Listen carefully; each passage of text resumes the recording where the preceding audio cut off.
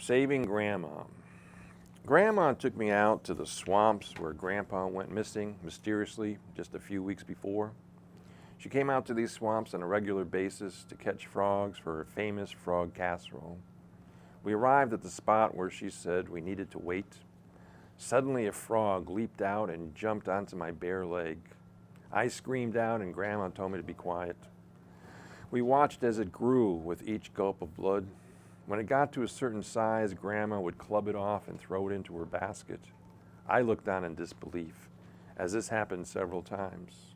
She explained that these were the blood-sucking frogs that not many people liked. They were the main ingredient in her frog casserole. At least until this moment. I love this casserole, but now Grandma and the blood-sucking frogs were one. She was all upset since a few miles away they were building one of those malls that would be abandoned in a few years. The mall was being built on the wetlands. There were laws to stop this from happening, but that's where the mall was being built, where all the frogs gathered. It was estimated hundreds of thousands and possibly millions of frogs would be killed. The scientists concluded it would be complete extinction, since this was their mating habitat.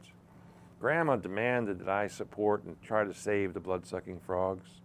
I tried to explain to Grandma no one cares about blood-sucking frogs. They'd rather save seals and cute dolphins. Let's not forget the whales and the elephants. She was distraught.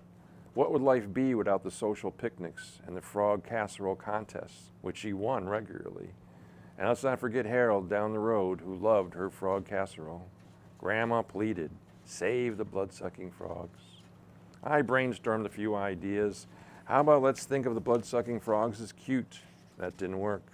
Having them as pets was disastrous. Filming them playing and sucking blood only started a killing frenzy. The key, I realized, was having people taste Grandma's casserole, except no one wanted to do it once they knew the ingredients. I guess it's one of those things you have to grow up with.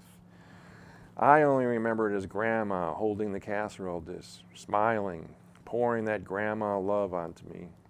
Maybe if we all thought of it as saving Grandma, we could save the blood-sucking frogs.